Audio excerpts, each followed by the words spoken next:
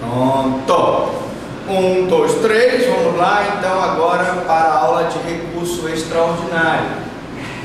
Para quem não me conhece, por favor, anote aí, eu sou o professor Franklin Lobato Prado e nosso curso aqui trata dos recursos especiais extraordinários. Hoje nós vamos falar do recurso extraordinário. Então, recurso extraordinário, beleza. Alright? Coloquei essa frescurinha aí só para animar. Conceito. O direito, livros de direito dizem que o recurso extraordinário teve as suas raízes no direito norte-americano, na Judiciary Act, que foi o artigo que proclamou a necessidade de se unificar o direito federal americano. Então nós sabemos que quando os Estados Unidos se tornaram independentes, primeiramente eram 13 colônias do leste, e havia necessidade de um órgão que unificasse a decisão dessas 13 colônias, uma vez que a autonomia dessas 13 colônias era até maior do que a autonomia que nós temos hoje a nível de Brasil e dos estados.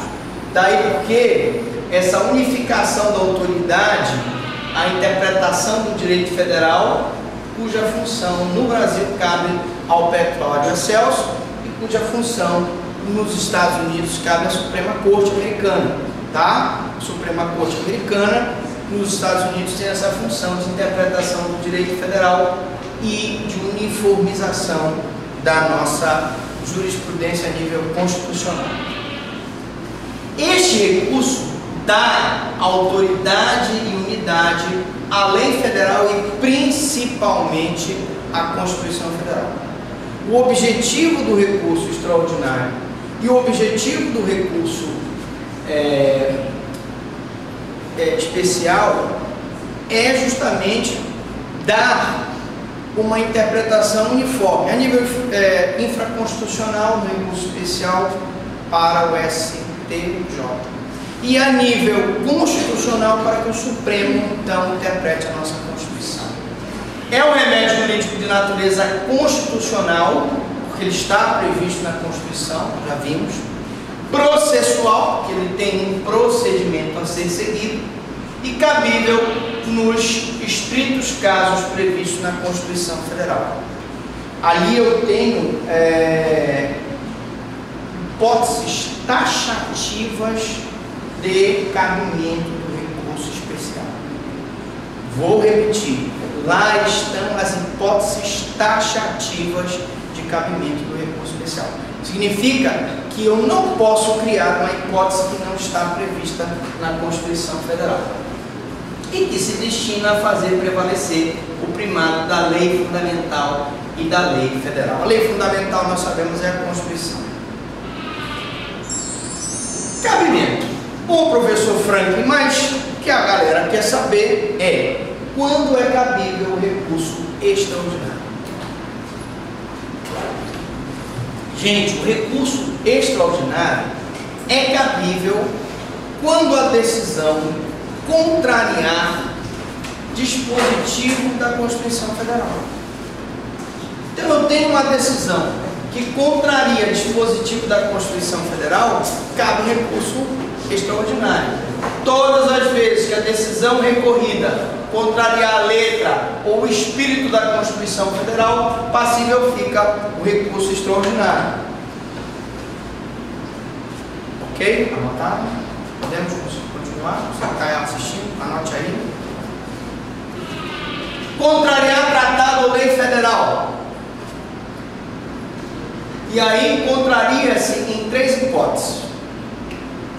Onde é que se contraria o tratado da lei federal? Em 3 hipóteses.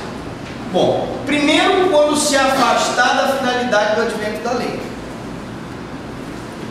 Uma lei foi criada para facilitar a aposentadoria. E um juiz federal dá uma interpretação dificultando aquela aposentadoria. Uma lei foi criada para facilitar ou dificultar a progressão de regime no caso de crimes hediondos. E vai um juiz e dá uma interpretação benéfica, facilitando a progressão de regime nos crimes hediondos. Eu tenho várias situações. Eu posso questionar, desde a minha conta de luz, desde a questão do atendimento do plano de saúde, desde a questão da retenção de documentos, se a pessoa é inadimplente na faculdade. Eu posso questionar a nível estadual se o governo do Rio de Janeiro tem legitimidade para impedir que o governo de São Paulo faça uma transposição do Rio Paraíba do Sul para acabar com a seca em São Paulo. Eu posso questionar dos estados que estão brigando por limites territoriais, enfim. São inúmeras as hipóteses de recurso especial e recurso extraordinário. Então, contrariar tratado ou lei federal. Contrariar tratado é contrariar um tratado que foi ratificado pelo governo brasileiro. Por exemplo, o Pacto de San José da Costa Rica. Nós sabemos que pelo Pacto de San José da Costa Rica, teoricamente ninguém poderia ser preso, nem por ser inadimplente de pensão alimentícia, nem por ser depositário infiel. Hoje o inadimplente de pensão alimentícia ainda é preso se não pagar a pensão. O depositário infiel, hoje o entendimento majoritário é que ele não pode ser preso. Mas isso foi fruto de recursos especiais e extraordinários, decisões do Supremo e decisão do STJ, que vieram ao longo do tempo pacificando a doutrina e a jurisprudência e uniformizando o entendimento da Constituição Federal. Mas eu posso também ter uma violação de uma lei federal, contraria-se em três hipóteses: quando se afasta da finalidade do advento da lei, como eu disse; quando uma má interpretação desvirtua o seu conteúdo. E aí, uma má interpretação é quando, numa hipótese em que eu tenho que dar uma interpretação extensiva, o juiz dá uma interpretação restritiva, ou vice-versa. Ou ele deixa de dar uma interpretação sistemática, deixa de levar em consideração todos os dispositivos previstos na Constituição. Logo, eu vou ter uma afronta ao direito e, consequentemente, o direito constitucional vai ensejar um recurso extraordinário. Quando se nega a aplicação, aplica-se outra norma incabível na hipótese. Eu neguei a aplicação à lei, ao dispositivo constitucional. Imagine, por exemplo, a questão da publicidade, né? Nós sabemos que a publicidade é um princípio geral. Vocês, alunos, quando comparecem a uma audiência, vocês têm direito de ter acesso àquela audiência pública, salvo naquelas hipóteses em que o segredo é assegurado, como, por exemplo, investigação de paternidade, divórcio, né? Ou crimes contra criança e adolescente, crimes sexuais contra criança e adolescente, por exemplo. Mas, se eu sou estudante de direito, se eu estou fazendo concurso para a OAB, se eu estou fazendo concurso, qualquer que seja o concurso, e eu quero ir lá assistir uma audiência, o juiz não pode me impedir. Você tem que ter acesso. Você tem direito a ter acesso, a nível de faculdade, aos teus assentos funcionais aqui, aos teus assentos, teus registros aqui. Quantas faltas tu tens, que notas tu tens, tu és inadimplente, tu estás pagando se não estás. É um direito teu. E isso está previsto na Constituição. Se isso for violado, em tese, qualquer violação à norma constitucional enseja o recurso extraordinário. Julgar válida lei ou ato de governo local contestado em face da Constituição Federal. Eu não posso ter situações instituídas pelo governo local que contrastam com a Constituição. Imagine, por exemplo, que um governador de um estado resolvesse ter um terceiro mandato. Tem a reeleição hoje. Ele queria se reeleger mais 4 anos. Isso não pode. Imagine que ele quisesse ter no estado, vamos supor que 2 governadores. Não está previsto isso?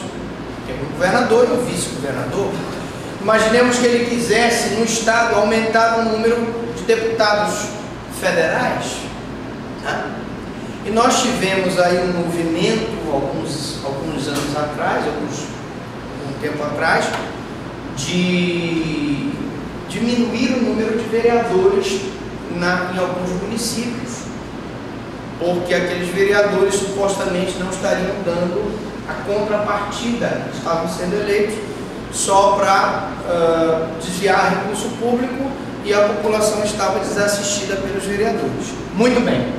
Então, é nesse espírito, ato de governo local que contrasta com a Constituição é passível de recurso extraordinário. É quando leis municipais ou estaduais, né, são julgadas válidas e contrariam a Constituição. O governador do estado não pode ter um terceiro mandato, por exemplo. Neste caso, cabe um recurso extraordinário. Deve-se entender que a disposição se refere a poderes locais, isto é, poderes locais aqui pode ser o ato do executivo, do legislativo, do judiciário. Imagine, por exemplo, se o poder judiciário resolvesse voltar com nepotismo, os juízes e desembargadores pudessem contratar os seus parentes e o governo local, o poder judiciário local, então, chancelasse essa irregularidade. Claro que se alguém recorresse e esse recurso chegasse a nível de recurso extraordinário no Supremo, nós teríamos então uma hipótese de cabimento de recurso extraordinário. Bem como um órgão auxiliar ou cooperador nas atividades do governo. E aí eu tenho as empresas públicas, a sociedade de economia mista, as fundações instituídas pelo poder público, as autarquias, todas elas são obrigadas a respeitar a Constituição Federal. Então eu não posso, por exemplo, ter situações em que a Constituição manda que a pessoa tenha a sua carteira assinada e tem aquele número mínimo ou número máximo de cargos comissionados, e a empresa pública quer contratar mais do que aquele cargo permitido, ou a empresa pública quer inflar com funcionários temporários para atender a necessidade de determinados políticos. Tudo isso são situações em que cabe um recurso extraordinário. E o prazo, professor Franco? O prazo é o mesmo do recurso especial. O prazo de deposição é de 15 dias, artigo 26, caput da Lei 8.038 de 90, que é a mesma lei que estipula o prazo do recurso especial. A partir do quê? Da publicação do acórdão, né? Então eu não apaguei isso aqui justamente para explicar para vocês. Vou só mudar aqui, tá? Só vou mudar aqui. Que eu posso entrar com recurso extraordinário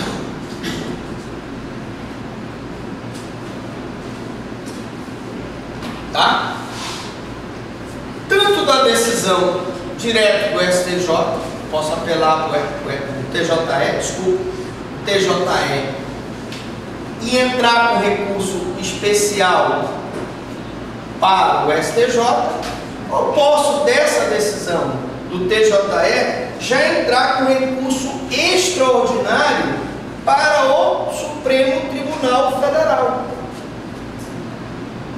Eu entro com recurso especial, o RESP, para o STJ e entro com recurso extraordinário para o Supremo Tribunal Federal. A própria decisão do STJ. Se eu não quiser entrar com recurso especial, e eu estou convicto que eu, combatendo aquela irregularidade através do recurso extraordinário para o Supremo, eu consigo, eu não preciso do recurso especial. Eu já entro com recurso extraordinário do Tribunal de Justiça para o Supremo, tá? No prazo de 15 dias, a partir da publicação do acórdão. Quem deu o acórdão aqui foi o Tribunal de Justiça do Estado. Poderia ser um tribunal superior? Poderia, sem problema nenhum.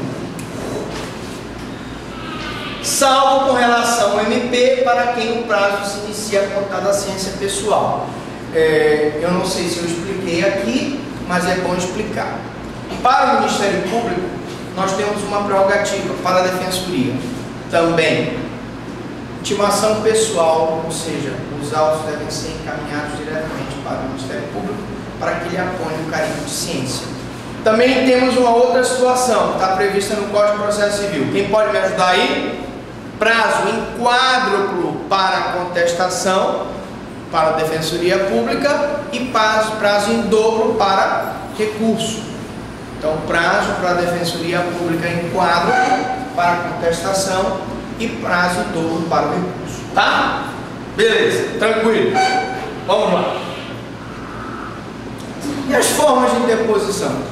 Quando nós vimos a teoria geral dos recursos, nós dissemos que existe a forma de interposição por petição e a forma de interposição por termos usados. Não foi?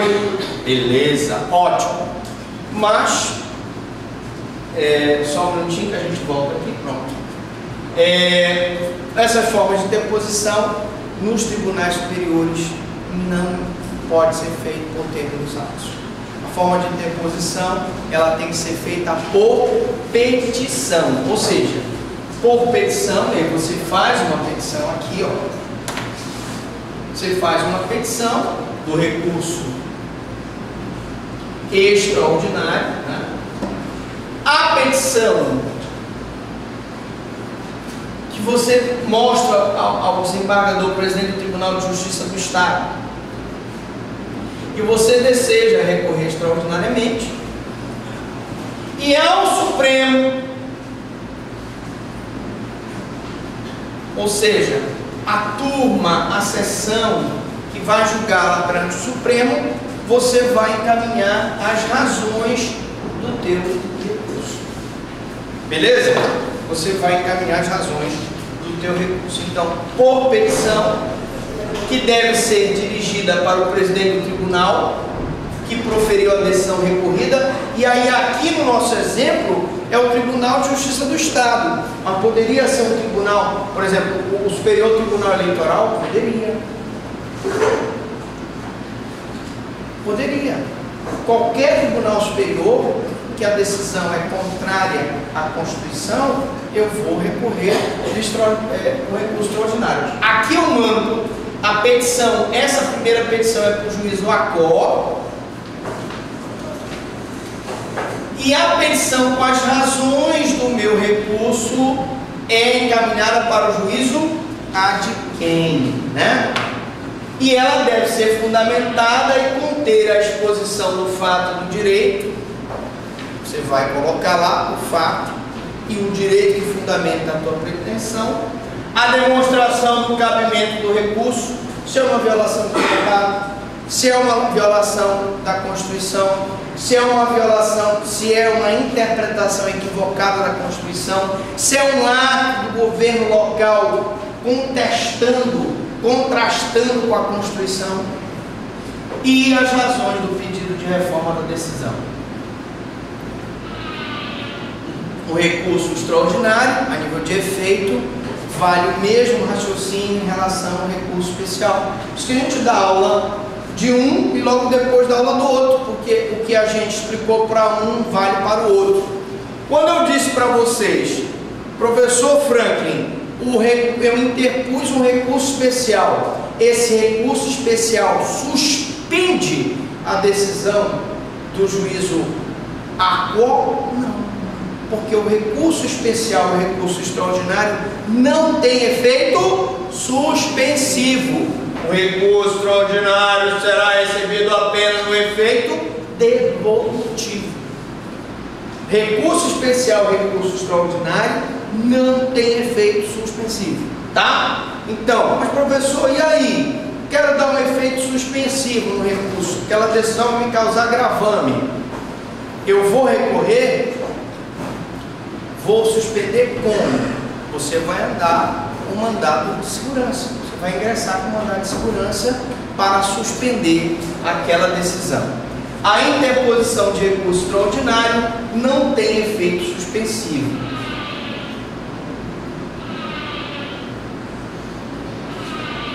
Não impedindo a execução provisória da sentença. Então, a execução provisória, se você não quiser que seja executada provisoriamente e aquela execução provisória te cause gravame, você vai entrar com mandado de segurança para dar o efeito suspensivo àquele recurso. Mas parte da doutrina, e o CAPES entende que em matéria criminal deve haver efeito suspensivo. Essa discussão do CAPES é uma discussão interessante. Por quê? Porque na área criminal, gente, os direitos são indisponíveis. Você tem um conflito entre o direito de punir do Estado e o status libertatis do cidadão, o direito dele ficar livre. Nesse passo, eu poderia dizer que você não dá um efeito suspensivo numa decisão em que, havendo recurso, o cidadão presume-se inocente. Eu não posso, então, questionar essa posição do CAPES. O correto é dizer que o cidadão, ele, sendo beneficiário do princípio do indúbio pro réu na área criminal, justo seria que na área criminal eu tivesse o efeito suspensivo.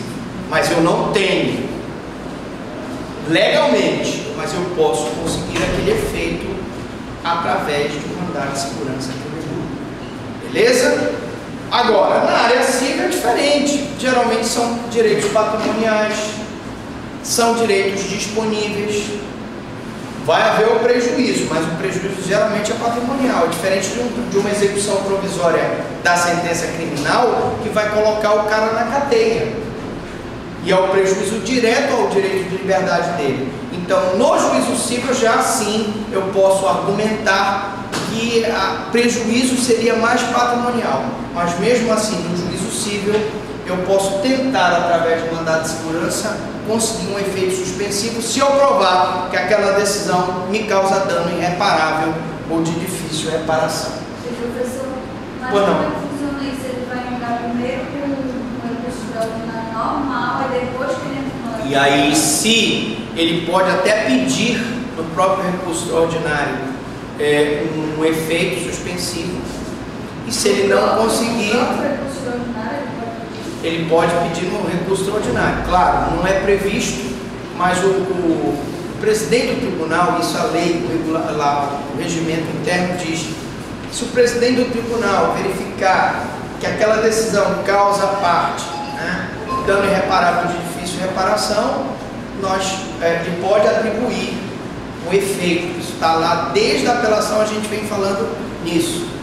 Agora, se ele não conseguir através do recurso extraordinário, ou ele não pedir no recurso extraordinário, ele pode fazê-lo através do mandado de segurança, que é um mandado de segurança anexo, né, que adere a esse recurso extraordinário. Mas tem casos já que, muitos casos assim que tem situações que eu consigo efeito.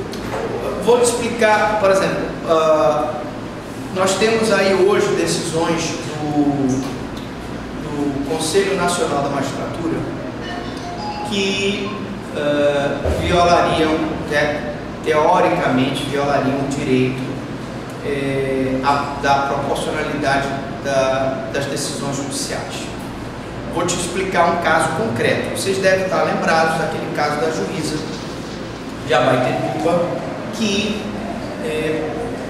por uma infelicidade não soube que aquela moça estava presa juntamente com os outros detentos e ela sofreu uma punição. O Conselho Nacional da Magistratura puniu aquela juíza com a aposentadoria compulsória, justamente porque ela como juíza teria permitido que uma moça, uma menina de 16 anos fosse presa junto com outros presos dentro da carceragem de Abaetetuba. Bom, até aí é o que nós sabemos. Não vamos aqui questionar, porque eu não gosto de falar nas minhas aulas sobre coisas que eu não li o processo. O que eu sei é que ela procurou um escritório e esse escritório entrou com mandado de segurança dessa decisão. E o mandado de segurança pedia justamente o efeito suspensivo, porque o fundamento principal, e aí são vários fundamentos, mas eu quero só te dar um fundamento, que é o princípio da proporcionalidade. Como tu pode pegar uma juíza que nunca teve nenhum problema na sua atividade, que nunca teve nenhum processo na corregedoria, e por uma infelicidade naquele dia, ela sentar, porque eu acredito que se ela realmente tivesse tido conhecimento do fato, ela teria tomado as providências, provavelmente por algum motivo ela não teve, e por conta daquela situação, que não está, vamos dizer assim, diretamente relacionada a uma atitude dela, mas sim uma atitude que ela não tomou conhecimento, você justifica por uma aposentadoria compulsória? É desproporcional. É desproporcional. E aí, nesse caso, o mandado de segurança suspendeu, deu efeito suspensivo ao recurso extraordinário. Só estou te dando um exemplo, tá? Que eu tenho conhecimento. Então, existem outros exemplos, muitos outros, tá? Bom, então para o CAPES, matéria criminal, deveria haver esse efeito suspensivo, não há, mas deveria haver por conta da questão do conflito entre ius poniente e o status libertatis, né? Bom, denegado o recurso, professor Frank. Entrei com o recurso extraordinário, o Supremo denegou. Cabe agravo de instrumento no prazo de 5 dias para o próprio Supremo. Esse agravo de instrumento, repito, não é o agravo de instrumento que nós usamos no processo civil. É um agravo de instrumento que está previsto no próprio regimento interno do Supremo Tribunal Federal e do STJ, com o objetivo específico de fazer subir o recurso extraordinário especial. Pressupostos. Então vamos lá, assim como o recurso especial, o recurso extraordinário também tem pressupostos. Letra A. Decisão judicial definitiva decidida em única ou última instância. No caso aqui, no nosso exemplo, eu entrei com a ação, o juiz proferiu a decisão, eu recorri, apelei e chegou ao Tribunal de Justiça do Estado e no meu estado, como máximo da jurisdição, o Tribunal de Justiça. Então é a última instância aqui. Eu posso diretamente dessa decisão entrar com recurso extraordinário para o Supremo, né? Fiz a impugnação de uma questão final para os fins aqui propostos. B. Que não caiba da decisão nenhum dos recursos ordinários existentes no ordenamento jurídico legal.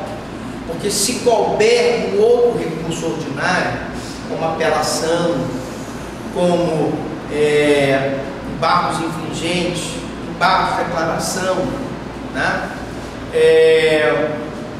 Qualquer outro recurso, isso é impeditivo. Você tem que esgotar primeiramente os recursos ordinários para poder entrar com recurso extraordinário, tá? Não caiba a decisão nenhuma dos recursos ordinários existentes no ordenamento jurídico legal e que tenha sido empregado os recursos cabíveis. Você ajuizou os recursos cabíveis. Ou seja, da decisão do juiz eu apelei, pronto. Da decisão do Tribunal de Justiça eu entrei também com recurso especial, ó. Pronto, esgotei, cumpri esse requisito B, ou seja, tem empregado os recursos cabíveis. C, outro requisito, pré-questionamento. E a gente bate nessa tecla, porque na prova da OAB e na prova de concurso o pessoal erra muito o pré-questionamento, que é a súmula 282 do Supremo, que diz: é inadmissível recurso extraordinário quando não ventilada na decisão recorrida a questão federal suscitada. Se eu não ventilei aqui no juiz de primeiro grau, se eu não ventilei aqui no Tribunal de Justiça do Estado, não posso entrar com recurso extraordinário. Tá, professor, mas e aí? Eu não ventilei, não tem mais jeito? Tem. Você entra com recurso. Qual é o recurso? Você entra com embargos de declaração. E aí tem o objetivo de fazer o pré-questionamento da matéria. Embargos de declaração. Beleza? E o D, recurso que não abrange